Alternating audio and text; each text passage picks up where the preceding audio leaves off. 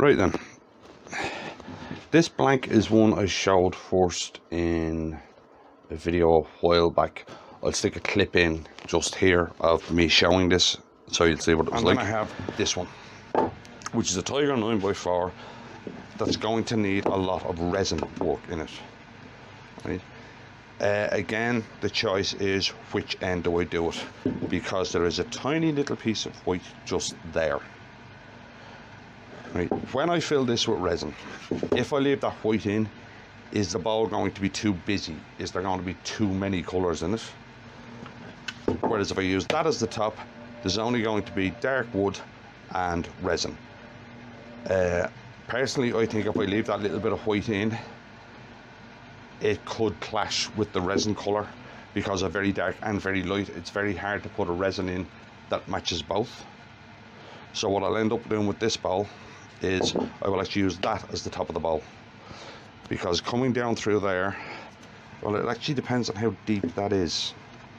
You see, because if I'm going to fill this with resin, I want to be able to see it, right?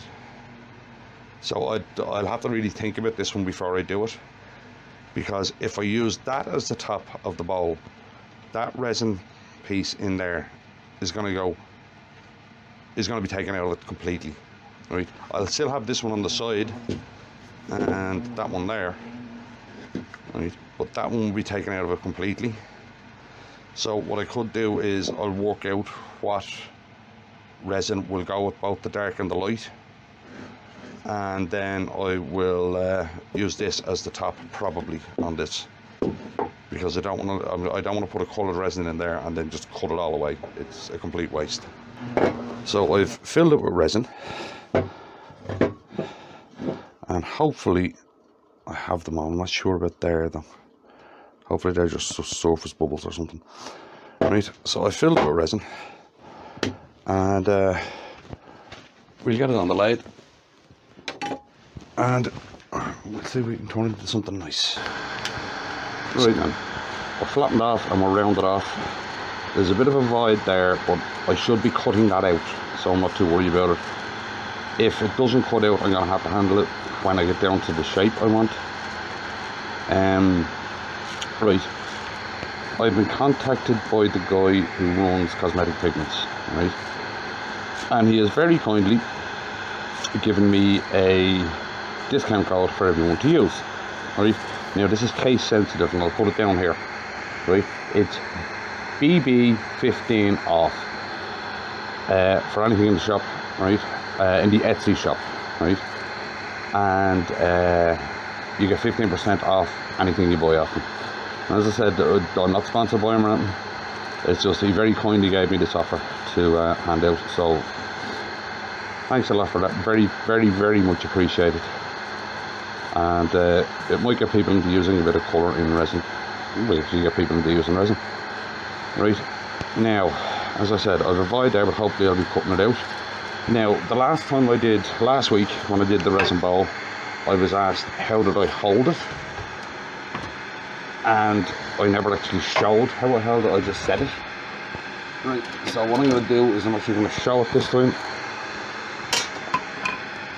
Right, so I hold it, as with all the dry wood I do, I'm going to hold it with a mortise.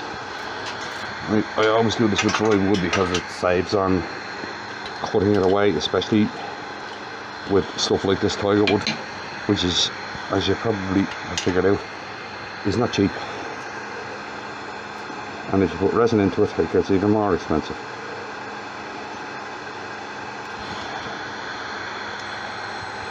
So I'm going to mark the mortise.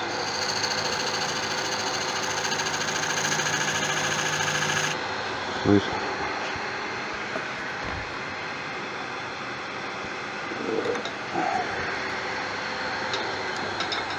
Pull back a little bit. I'm going to cut the mortise out.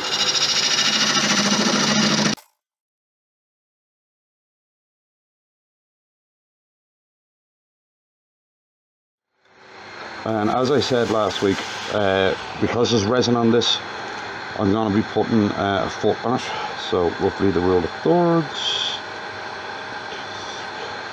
Up there.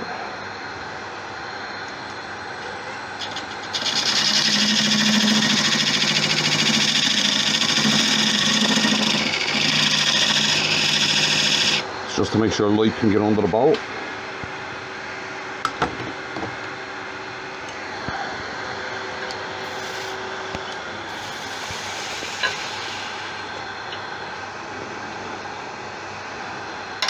We're in the dovetail for mortise.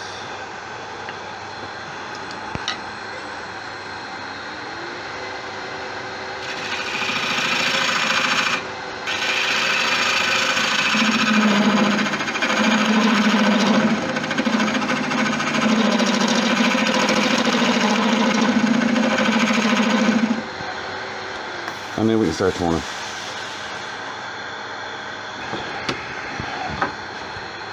Same as usual, I'm going to knock the corner off so we can get the tool rest to where I want it to be.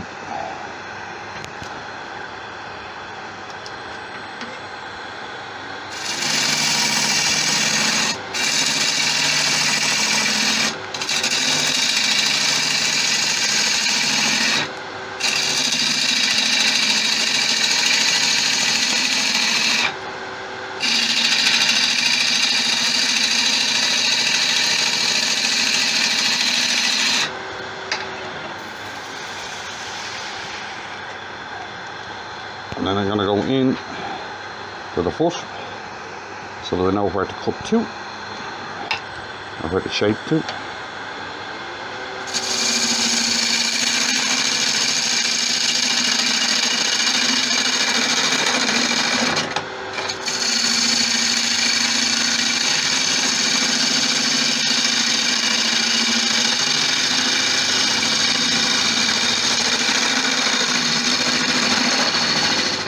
As usual, resin I'm going to have to sharpen often.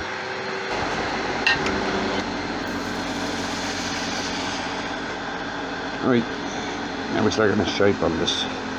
And yet again, because of the resin, I'm looking for a smooth curve out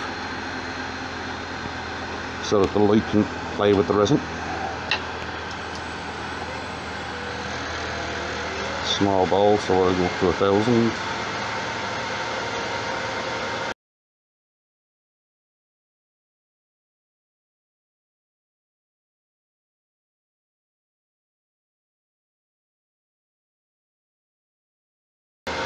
Right, now I can't get in there to do a push cut, so I'm going to pull the rest of this so I can get it down to the foot.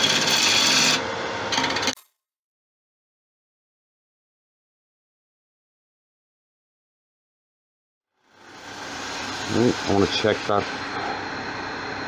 part there, see it? So the still voids there, I'm going to have to do something with that because I'm not going to actually get to cut that out. It will just be CA and sawdust. Right, because of what that is, CA and sawdust will look quite nice in there actually. Another bit of contrast to the resin.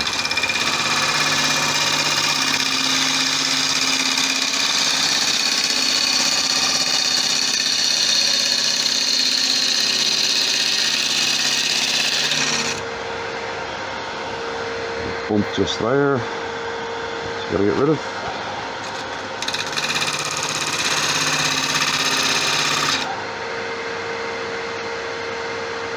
Yeah.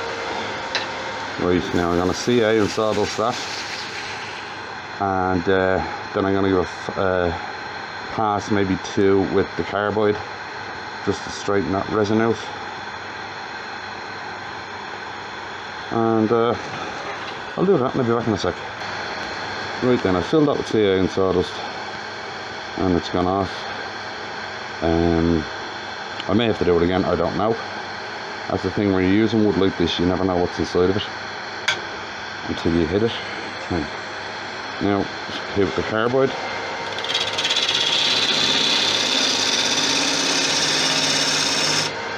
To get a good finish on the resin.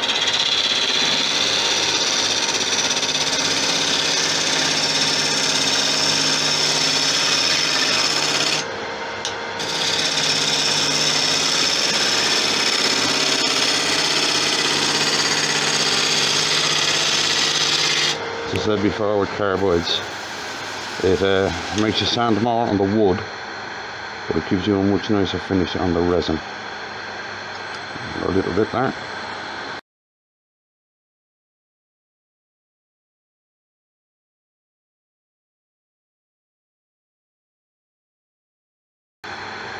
It was nice to finish on the resin. Couple of tiny little voids, one there, one there. Right. So we'll see those two little voids again. Give it another rub of the carbide, and then we'll get to sorting this bowl out for once and for all. Right then, all the holes that I can see seem to be filled. Right. So we'll sand that, and I'll be back in a minute with the Yorkshire Grit bit, which, if you don't want to see it, remember I've put the chapter things in, so you can just skip it if you want. So I'll be back in a sec. Alright then, this week's Yorkshire Grit bit. Now, this isn't as old as some of the ones I've been telling. This is from the 1700s. Right, and anyone who is ever a scout in Ireland knows this story and has been to this place. Right, what I'm talking about is the Hellfire Club. Right, now the Hellfire Club originally started in England with the upper classes, shall we say, and eventually they got kicked out of England because of the stuff they were doing. Right, there was all Satanism and every sort of thing going. Right, and then the Hellfire Club was built here. Right, now it's in the Dublin Mountains, and it's on a place called Mount Pellier Hill. Right, now the building was originally built by a very rich lawyer called William Connolly as a hunting lodge. But the mystery on this one starts when you try and find out who actually designed the building, because back then it was always, you know, oh, this architect did this and this architect did that, because it was like a kudos thing if you get someone really famous to design it. And this guy William Connolly would have had somebody that's famous design it, but nobody put their name on the plans. You actually can't find out who designed this thing. Right, now the problem started when the ground where the lodge was to be built was to be cleared. There was an ancient tomb on the site, and basically it was knocked down and destroyed to make way for the Hellfire Club. And the trouble started the day after the roof was put on. Right, that night there was a massive storm, and the brand new roof was ripped off the building. Now, according to legend, the devil was none too happy that this tomb had been shifted, so he ripped the roof off the building with a storm. So William Connolly decided, right, and he put a stone roof on it and basically made it stormproof. Now, the stone, some of the stone from this tomb was used in building the lodge, right? Especially the fireplace, right? Right, depending on which version of the story you hear. Right, the one I'm telling is the one that we were always told in the Scouts. I was a Scout leader for 20 odd years. Right, this is the one that was always told in the Scouts. Right, there's a few versions of it around. If you Google the Hellfire Club Ireland, you'll get all the different versions of this story. Right. So anyway, back to the story. Some of the stones were used to build the fireplace in here, right? And it was said that the fireplace, if you climbed up it and came out the chimney, you would come out in hell, because the fireplace was the gateway to hell. Right. So anyway, the Hellfire Club that was in England moved over, and the building became known as the Hellfire Club. rumours spread the activities that were going on up there. Right, now, if you can actually go to this place, and it's really remote. Right? As I said, it was one of the classic hikes for scouts. Right? Where was I? Yeah, rumours spread the activities, members of the club. Right? According to rumours, there was black masses, ritual sacrifice of animals, satanic practices. Right? Well, there was no records ever found to actually substantiate this. Although I very much doubt if you were doing this stuff, you'd keep records of it.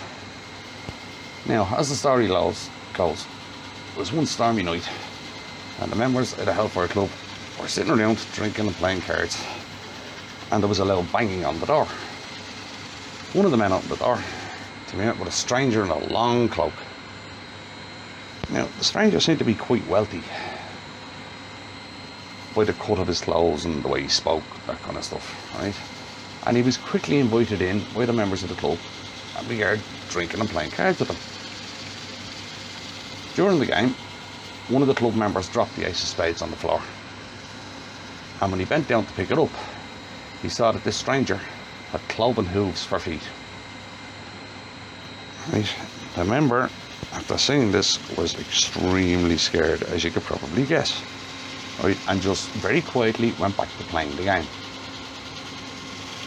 But after a while, he couldn't take it anymore. Had a few more drinks in him, and he's plucked up the courage, stood up, and told the rest of the members of the club what he'd seen. Right? The stranger stood up, laughed, and burst into flames and disappeared. The man who had seen the cloven hooves fell dead on the spot, and the other members ran from the club as fast as they could down the hill to escape the same fate. Now, one of the members who was running was looking back at the club to see if they were being followed. And if you ever go to this place, there's a huge hill up to it, and there's a track.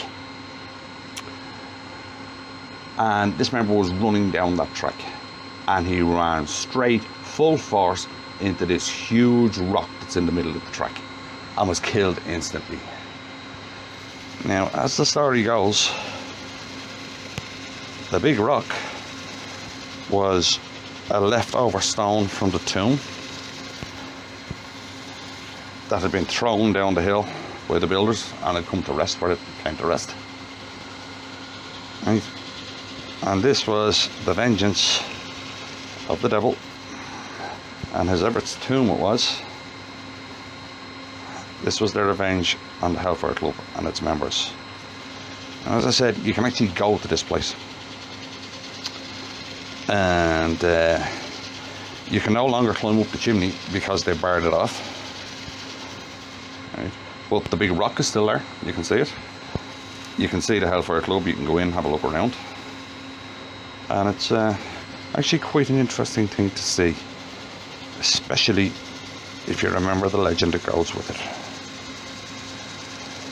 So I'll keep on doing this because of the resin. I have to do both Yorkshire Grits, and I'll be back when I'm buffing the wax off. So I'll see you in a sec. Yeah, just buffing the wax off.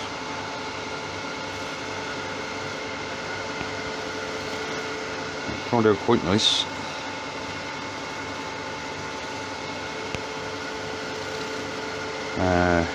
There's some lovely swirls in the red resin in it. And the red I used, for those who are interested, is crimson red. Was the red mica powder I used.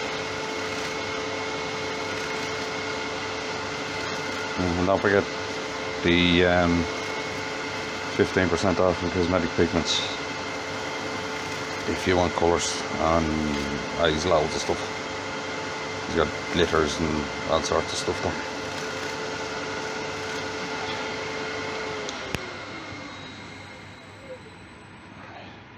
there. There we go. Lovely swirls in that. Right then, we shall flip it over and get the hollowing And as usual, if nothing happens, I'll just hollow away. So I'll flip it over and be back in a sec. Face this off, it's ever so slightly out of true.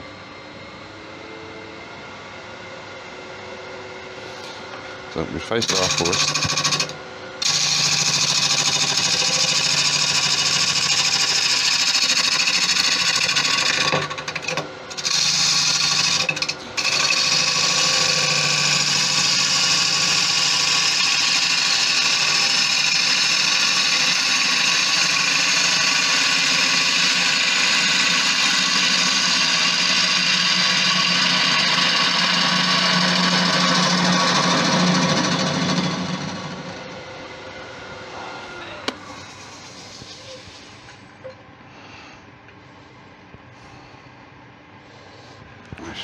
Put the air shield back on.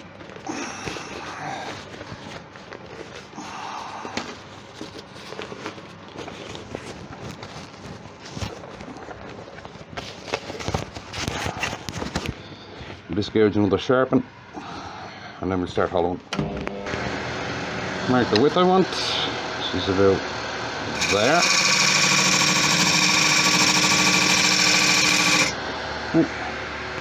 And then we'll hollow away, and if nothing happens, I'll just finish hollowing.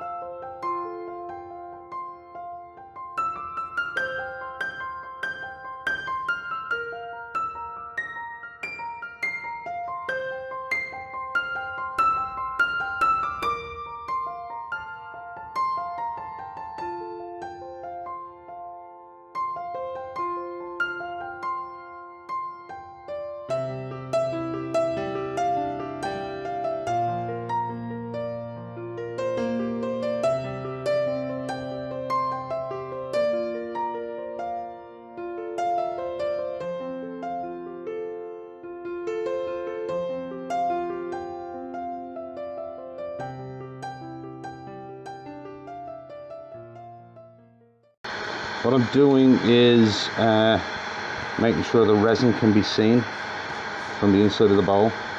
So I'm actually taking it down slightly thinner.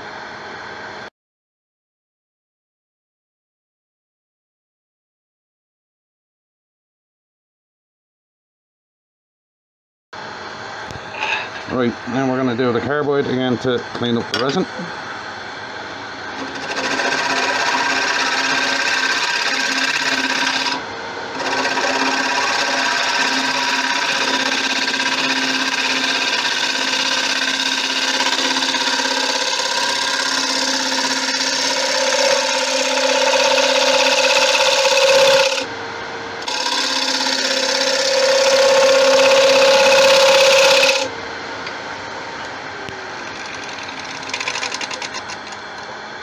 Let's see. Little void just there. Leave that in it though. You know, I don't like voids.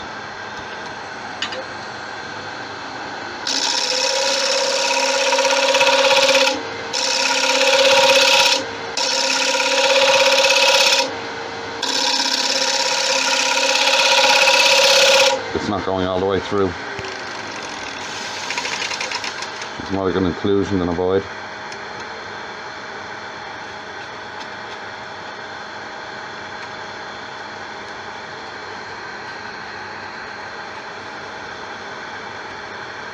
So I'm going to clean up that a little bit more down there.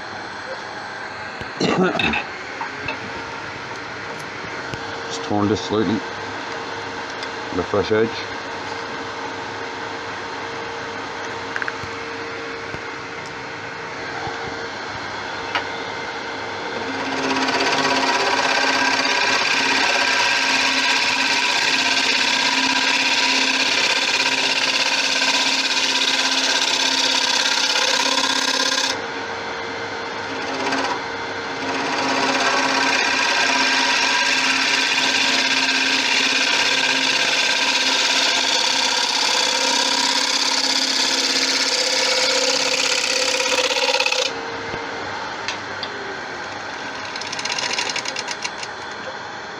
There we go. Now we'll start to finish that. And I'll be back in a sec. Alright, just buffing the wax off. I'm going to have a little bit of work left to do on this one. After I take it off the lathe, I need to clean out that inclusion.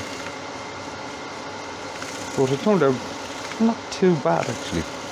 I'm not 100% happy with it. Oops. So I'm not 100% happy with it, but it's not too bad. I think probably the reason I'm not 100% happy with it is that inclusion. I don't really like them.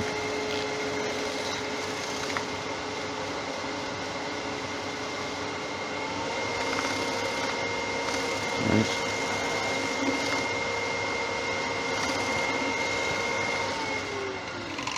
Oh, there we go. Right, so I got to clean out there, and I got to clean out that inclusion. But the red looks quite nice in there. Right, I'll take it off and give you a better look at it. So we'll be back in a sec. And the light is coming through that resin really nice. Right, as I said, I'm not 100% happy with it because of that inclusion. It's a personal thing, I don't really like them. Right, if you're wondering where the suit is, I've taken it off because it's really warm in here. Don't forget the discount code for Cosmetic Pigments down below.